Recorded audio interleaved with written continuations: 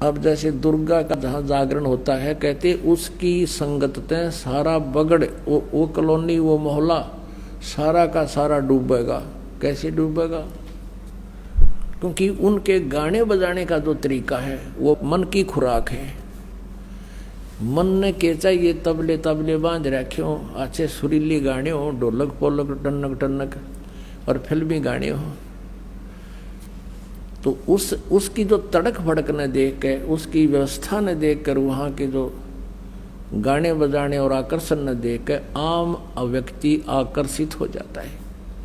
और एक स्वभाव है प्राणी का कि जैसे हम जब तक तत्व ज्ञान से परिचित नहीं है, तो कोई जैसे मंगलवार का व्रत रख रहा कोई, और कोई इसको कह दे भाई शुक्रवार का रखना चाहिए, बहुत लाभदायक है, वो शुक्रवार का भी शुरू कर दे, और उसने पता नहीं से लाभ क्या होगा। एक बार एक बहन आई यहाँ पर, वो अपनी उसकी बहन जो नाम ले रखी थी वो लेके आई इसको, वो दूसरी जगह विवाह कर रखा था उसका, दूसरी जगह वह लेता आई उसने, दोनों बोली जी मैं शुक्रवार के व्रत रखती हूँ। वो लाई किस लिए थी उसकी बहन कि उसका पति शराब पिया करता, शराब पी कर उसने घना दुखी रखा करता, पीटा करता, घर से बाहर निकाल देता, शराब के नशे शराब कुंडी ला के भीतर सो जाता, वह घड़ी में खड़ी रहती सारी रात सर्दियों में, इतना दुखी कर रहा। और वो लाई थी नो कि तू नाम ले ले, भगवान तेरी सुन लेगा, वो शायद शराब भी छोड़ देगा तेरी। तो उससे वो कहने, मैंने उनको बताया, जैसे बताते थे भाई ये व्रत नहीं करना, ये नहीं करना, वो कहने लगे जी मैं शुक्रवार का व्रत रखती हूँ और वो तो मैं पूरे करूंगी, 16 करने होते हैं। और उसकी कहानी उसने पहले बता दी, उसकी बहन ने, इसका पति दारू पीवा रोज पीता है, घर ना शाम ना आकर। मैंने उससे कहा बेटी एक बात बता, करवा चौथ के व्रत इसकी कथा क्या है, कैसे क्यों रखते हैं, पता था मुझे। तो वह क्या बता है ना, बोले जी एक बहन का पति विदेश चला गया था किसी अपने रोजगार के लिए, फिर उसके घर याद ना रहा, घने दिन आया को नहीं। फिर उसने माता ने दर्शन दिए, इसने संतोषी माता ने, और वह ने बोली तू मेरे 16 शुक्रवार के व्रत रख ले, तेरा पति आ जाएगा। उसने शुक्रवार के व्रत रखने शुरू किए, 16 में शुक्रवार का जो व्रत था उस दिन उसका पति घर आ गया, उसने खुशी मनाई। मैं बोला नादान बेटी तू, उसका पति तो जाहिर था क्या बढ़िया होगी, तेरा रोज आवर घर तो दे ही तोड़े, और तो फिर भी व्रत रखे, अकल की जारी तेरी, तू तो इनो शुक्र मनाए, 2 दिन ना हो तो बढ़िया है, हिसाब व्रत ढूंढे तो इनो 2 दिन ना आवे, तो हमने नो बेरानी यो व्रत क्यों रखे हैं, ये औषधि खा रहे हैं, इसका रिएक्शन है या एक्शन है। अब ये मालिक की एक वाणी है कि दुर्गा ध्यान पड़े जिस बगड़म ता संगति डूबे सब नगरम। जैसे किसी के घर पर ये दुर्गा का जागरण होना, तो पड़ोसी और भी जिसका थोड़ा सा ब्यों तो उन्होंने क्या करे, ए जी हमारा भी कर दियो तड़के, हमारा भी रख दो, हम भी एक जागरण करवाएंगे, क्यों देखा देखी हम करते ही हैं, भगवान का ज्ञान तो हमें है ही नहीं। और उनके सुरीली आवाज, बड़े गाने बजाने, सब तरह के अट्रैक्शन होता है। अब वहाँ क्या था, एक बार इस दास को भी अवसर मिला एक जागरण की थोड़ी सी झलक देखने का, जब नाम ले लिया था ज्ञान हो गया था। एक भक्त हमारा, तो थोड़े से भगते उसके घर पे गया हुआ था शाम को, फिर वो थोड़ी देर पाछे उनके वो ढोलक से बाजन लगे। मैंने पूछा ये क्या हो रहा, कि दुर्गा का जागरण होगा यहाँ पर। हम दोनों चल पड़े, पैदल आ रहे थे, तो देखा उसके साथ में टेंट ला रखे घर के आंगन में, और वहाँ दुर्गा का वो जागरण शुरू हो रहा। अब एक स्पेशल बुला रखा वहाँ जागरण करने वाला जो गायक, और उसका अलग से एक रेजिडेंस टेंट में बना रखा, गर्मियों के दिन थे, तो वहाँ शुरू कर रखे, सारे बोलो जय माता दी, अगले बोलो जय माता दी, पिछले बोलो जय माता दी, मैं नहीं सुनिया जय माता दी। वो तनिक बनो कहते मैं नहीं सुनिया, सारे जोर तो बोलो जय माता दी। अब वो न्यू करता करता सारे बोलो जय माता, वो टेंट में खिसक गया। और वो मेरा साथी ने बोला आज दिखाऊंगा आपको, इस वो टेंट हटा लिया हमने, बाहर से थोड़े से नु देखने लगे। वो पहले तो उसको देख रहे थे, वो गाने गाओ, तो फिर इधर गया, तो फिर दूसरी वो कनात के सारा के देखे के करे। उसने वहाँ पौवा निकाला एक आधा बोतल उसका शराब का, दराज मत है, और वह कैंपा खोली, गिलास में दोनों डाले और गट दही कर कहने बोला पी के। मैं नहीं सुनिया, इतना कड़े सुनेगा लाली बिटी, मैं नहीं सुनिया, सारे बोलो तेरा के जो भैया। अब परमात्मा कहते हैं दुर्गा ध्यान पड़े तिस बगड़म, ता संगति डूबे सब नगरम। नमस्कार सर। नमस्ते सर। सर क्या नाम है आपका? मेरा नाम हरिशंकर परमार है। सर कहाँ से आए हैं आप? मैं शाजापुर, डिस्ट्रिक्ट शाजापुर, तहसील सुजालपुर, ग्राम पंचदेरिया से आया हूँ। सर संत रामपाल जी महाराज जी से नाम दीक्षा आपने कब ली? मैंने 6 सितंबर 2013 को ली है। सर संत रामपाल जी महाराज जी से नाम दीक्षा लेने से पहले आप क्या भक्ति साधना करते थे? सर मैं सबसे ज़्यादा मैं हनुमान जी महाराज को इष्ट बना रखा था और मैं उन्हीं की भक्ति करता था। शनिवार के दिन, मंगलवार के दिन रोज़ व्रत रखता था, निर्कट व्रत रखता था। लेकिन एक दिन मेरे को खुद हनुमान जी महाराज ने सपना दिया कि बेटा तेरे को, मैं रोज़ कहता था उनसे कि कोई मेरे को सद्गुरु मिला दो भगवान।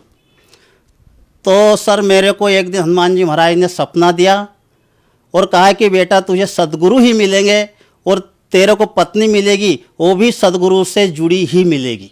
सर आप हनुमान जी की पूजा करते थे, सर ये भक्ति साधना करने से आपको क्या लाभ हुए? सर मेरे को कुछ भी लाभ नहीं हुआ। मैं 5 साल तक ऐसे दर दर भटकता फिरा कि मेरे को कहीं भी ठौर नहीं मिला। एक दिन खुद हनुमान जी महाराज ने मेरे को स्वप्न दिया कि बेटा तेरे को सद्गुरु ही मिलेंगे जब तेरा दुखों का निवारण होगा। सभी को मैं बताता हूँ कि जो हमें पे जो दुख पड़े हैं, मेरा एक्सीडेंट हुआ, मैं ऐसे चलते चलते गिर गया था, उसकी इतनी समस्या बनी कि मैं पैर में गिर गया था तो ऑपरेशन हुआ। मेरा भाई गिर गया था, उसका ऑपरेशन हुआ। मेरे एक छोटे भाई की किडनी फेल हो गई थी, वो चला गया। ऐसे बहुत सारे दुख पड़े कि हम बिल्कुल परेशान हो गए थे। भाई देवी देवता सारे जितने भी दुनिया में चीज़ थी सारी को हमने परख कर देख ली, लेकिन कहीं भी हमारे दुख का निवारण नहीं हुआ। सर आपको हनुमान जी ने स्वप्न में बताया था कि आपको एक ना एक दिन एक सद्गुरु की प्राप्ति होगी, तो सर क्या आपको सद्गुरु की प्राप्ति हुई?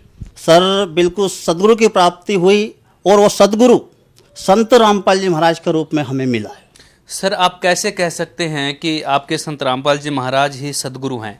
सर 4 ही वेद, गीता, पुराण, बाइबल, कुरान शरीफ, गुरु ग्रंथ साहिब, सारों का मिलान करके सारों का निचोड़ किया है सदगुरु संत रामपाल जी महाराज ने। वही सदगुरु होता है जो सारे सदग्रंथों को मिला के और निचोड़ सारी दुनिया को बता दे, वही एक सदगुरु होता है। और ऐसे ही कबीर साहिब ने कहा है, सदगुरु के लक्षण कहूँ मधुर वेद विनोद, 4 वेद शास्त्र कहाँ 18 बोध। ऐसे ही हमारे सदगुरु संत रामपाल जी महाराज ने बताया है कि एक ही परमात्मा वो कबीर साहिब है। सर आप अपने सदगुरु संत रामपाल जी महाराज के शरण में कैसे आए? सर हमारे ऊपर इतने ही दुखों का पहाड़ पड़ा था, इसीलिए हम अभी आपको बताया कि मेरे पैर में एक्सीडेंट हो गया था, हमारा भाई का एक्सीडेंट हो गया था, मेरे छोटे भाई की किडनी फेल हो गई थी, वो भाई भी हमारा चला गया। ऐसे ऐसे बहुत सारे दुखों का पहाड़ टूट पड़ा था, इसीलिए हम सदगुरु की शरण में आए। संत रामपाल जी के जिस भी श्रद्धालु से हम मिलते हैं और उनके अनुभव जानते हैं, उन्हें कोई ना कोई संत रामपाल जी से जुड़ने के बाद लाभ अवश्य प्राप्त होते हैं। तो आप संत रामपाल जी महाराज जी से जुड़े, आपको क्या लाभ हुए सर? सर सबसे पहला तो मेरे को सदगुरु संत रामपाल जी महाराज ने जीवन दान दिया है कि मेरे को इस पैर में रात की 1 बजे की बात है सर, कि मेरे को एक जहरीला जानवर होता है छोटा सा, उसको हम गांव में लोग मतलब गोईरा बोलते हैं, बहुत जहरीला होता है वो। उसके काटने के बाद 5 मिनट में इंसान मर जाता है, लेकिन मेरा ये पंजा उसने पूरा भर लिया, जिसके बाद मैंने उसको मेरे हाथ से निकाला। भगत सर संत रामपाल जी महाराज के यहाँ हमने प्रार्थना लगाई, प्रार्थना लगा के वहाँ से आदेश आया कि जैसे आपको पहली दीक्षा मिली हो या दूसरी दीक्षा मिली हो तो उसकी माला करने के लिए बैठ जाओ और ज्योति लगा दो। मैं ऐसा किया भगत जी। वो दिन है कि आज का दिन है, मैंने एक गोली भी नहीं खाई और 1 महीने तक उस पैर में उसके दांत के निशान मेरे पैर पर है उसके। तो सर उस जो जानवर ने मुझे काटा है उसका अच्छे डॉक्टर भी कहते हैं कि उसके काटने के बाद इंसान 5 मिनट भी जिंदा नहीं रह सकता है। लेकिन आज मैं संत रामपाल जी महाराज की कृपा से आपके सामने खड़ा हूं। और दूसरा लाभ, एक भैंस थी, वो जनने में थी, मतलब 2-4 दिन में जनती थी, वो बच्चा जनती थी। बच्चा जनने में उसकी आंत पूरी बाहर आ गई सर। संत रामपाल जी महाराज के पास दंडवत करी कि मालिक अब तू ही बचाना। सर मैं उस घर से और जहाँ भैंस बंधी थी वहाँ से 1 मिनट का रास्ता है मात्र। वहाँ से जब मैं आया और भैंस को देखी तो भैंस मुझे चारा खाती मिली। भगत जी मैं क्या बताऊँ, उस परमात्मा की शरण में अगर मैं नहीं हो तो मैं बर्बाद हो जाता। मालिक ने मुझे बहुत सुख दिया परमात्मा ने। जैसे मैं फिर जहाँ सो रहा था वहाँ पे गया तो हमारी भगतमती ने पूछा कि अब अपनी भैंस कैसी है? तो मैंने कहा भैंस तो बहुत अच्छी चारा खा रही है। तो हमारी भगतमती ने बताया कि अभी हाथ संत रामपाल जी मेरे सामने खड़े थे और बोल रहे थे, और उनके गले में जो डॉक्टर जो जांच करने का एनिमा टांगते हैं ना, ऐसे संत रामपाल जी महाराज के गले में टंगा एक छोटा सा बैग रखा। कह रहे हैं, हमारी पत्नी से कह रहे हैं कि बेटा घबरा मत, मैंने इसका इलाज कर दिया है और अब इसको कभी भी जिंदगी में ऐसा नहीं होगा। सर अब दूसरी बार वो भैंस जनी है, उसको इतने से भी कोई खरोच नहीं, अपना 4 लीटर दूध दे रही है। तो दूसरा लाभ यह हुआ। तीसरा लाभ, हमारे ताऊ जी उनका हमारा ट्रैक्टर था, वो हमारे बंटवारे में उनके पास चला गया। तो मैं चिंता हो गई कि मालिक मैं कैसे इन बच्चों का पेट भरूंगा। फिर एक रोज संत रामपाल जी मेरे सपने में आए और कहा बेटा ज्योति लगा के निकल जाना। तो जब मैं ज्योति लगा, सुबह हुई, मालिक से प्रार्थना करी कि परमात्मा मैं किस ओर जाऊं, ज्योति तो लगा दी मालिक। सर आधे घंटे बाद मैं किसी को पहचानता भी नहीं हूं और मेरे पास आए कि तेरे को ट्रैक्टर चाहिए। मैंने हाँ।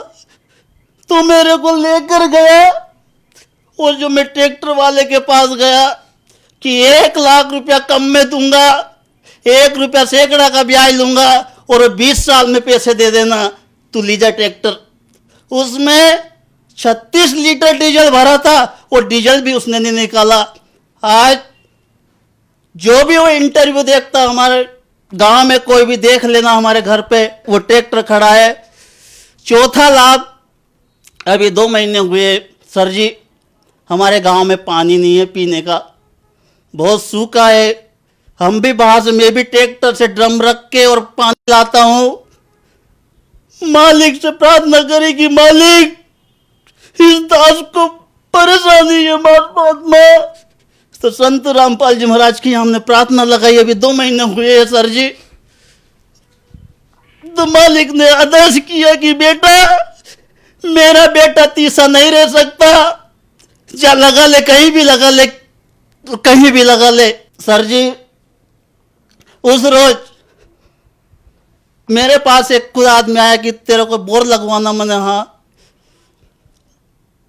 तो बोर मशीन आधे घंटे बाद ही मशीन आ गई और जैसे मशीन लगी, गांव में किसी को भी भरोसा नहीं था कि यहाँ पानी है।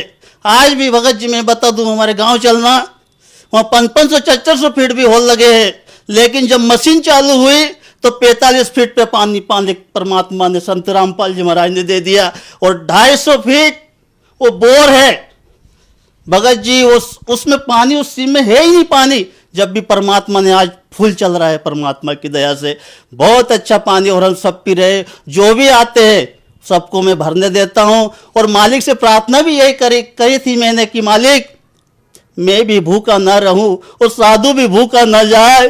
ऐसी परमात्मा संत रामपाल जी महाराज ने दया करी। 4 साल पहले भगत जी हमें खाने खिला लेते। मतलब मेरे को ये थी चिंता थी कि मैं क्या करूं, मेरा भाई मर गया। मेरा भाई एक शिक्षा विभाग में नौकरी मास्टर है आष्टा के पास। मैं अकेला रहता हूं, मैं अपंग हूं। और जो मेरे भाई जो चला गया उसके बच्चे बच्ची भी मेरे पास है। और जो हमारे भाई की पत्नी है वो भी, मैं भी उसको बहन के समान मेरे पास ही रखता हूँ। और वो भी दृढ़ता के साथ भक्ति करती है। ऐसा भगत जी मेरे साथ लाभ हुआ है। सर, संत रामपाल जी महाराज जेल में हैं। सर, इसके पीछे क्या कारण है? सर, ये हमारा दुर्भाग्य रहा है कि जो आज जेल में हैं। और जेल में क्यों हैं? इन्होंने संत रामपाल जी महाराज ने दुनिया को सच्चाई बताई है। बस एक ही कारण है सच्चाई का, कि उन्होंने सच्चाई बताई है, इसीलिए जेल में है। और जेल में सच्चा व्यक्ति भी गया है। कौन गए हैं? तुकाराम जी को गधे पे बैठ के सवारी निकाली।